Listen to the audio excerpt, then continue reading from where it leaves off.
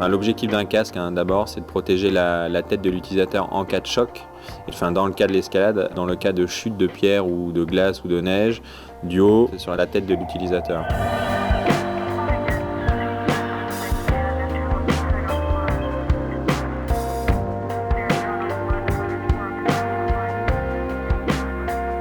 Le but initial, c'était de faire un casque vraiment dédié aux femmes, donc de par sa taille et de par ses fonctions, afin qu'il facilite la mise en place du casque sur la tête, puisqu'on avait remarqué que pour les dames, il était difficile d'avoir un casque adapté à leur tour de tête, d'un point de vue taillant et aussi d'un point de vue usage par rapport à leur chevelure souvent plus importante que celle des hommes. Ça générait des complications de mise en place.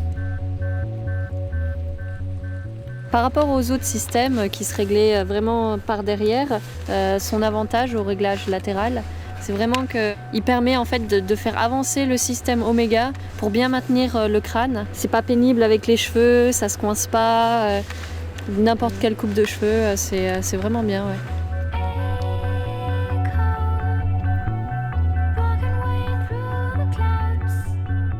La forme de l'Omega, c'est la clé de la tenue du casque sur la tête. Donc on a beaucoup travaillé sur l'inclinaison de cette pièce quand elle est en position, donc sur l'arrière de la nuque des femmes, pour qu'elle assure un maintien et une préhension vraiment importante de chaque côté de la nuque et non pas sur le point central comme c'est le cas sur la majeure partie des casques, pour vraiment une adaptation parfaite à la morphologie des femmes d'une part, et aussi pour éviter un point d'inconfort qui est souvent généré par les serre-têtes qui sont complètement plats. L'inclinaison de cette pièce, elle nous a pris des mois à la mettre au point et à trouver la bonne position.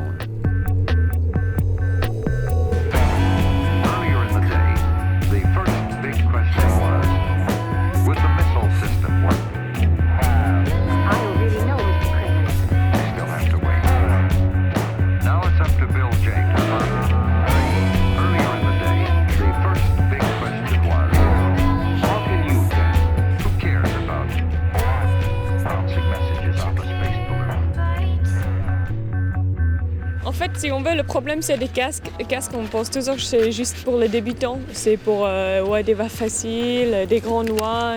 Et personne qui craint vraiment dur ou qui fait, je sais pas, des sets, il a envie de mettre un casque parce que ça gêne. Les anciens casques que j'ai mettés, ils tombaient toujours de travers sur la tête. Alors celui-là, il a vraiment une bonne forme.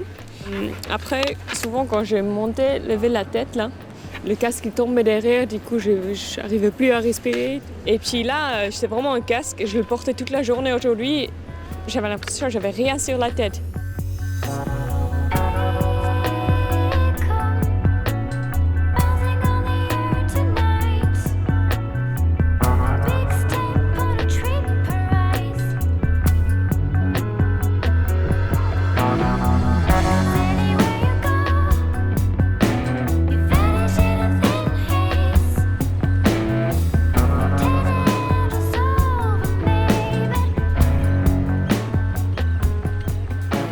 La norme européenne, elle nous dit qu'il faut être capable d'absorber une quantité d'énergie quand il y a un choc généré par une masse de 5 kg qui tombe d'une hauteur de 2 mètres. Ce qui transmet une énergie d'environ 10 kN à l'utilisateur, ce qui est déjà assez élevé. Et alors pourquoi on ne va pas essayer d'absorber plus d'énergie ou des masses plus grosses? Parce qu'il faudrait faire des casques beaucoup plus gros en termes d'encombrement. Et là, ça aurait plus de sens d'un point de vue usage.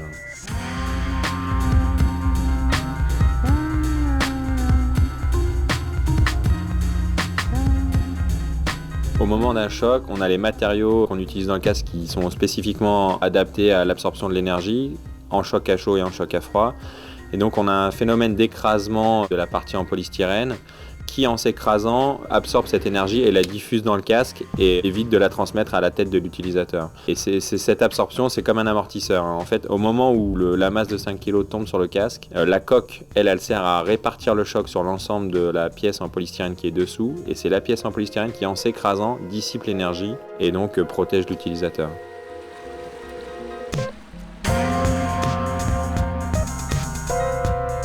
Nous, on est UIA, je pense que c'est important de le rappeler, parce que la norme UIA, elle est 20% plus exigeante que la norme européenne. Et du coup, on a des valeurs d'absorption qui sont plus grandes. On absorbe plus d'énergie avec nos casques et avec ce casque qu'avec des casques classiques.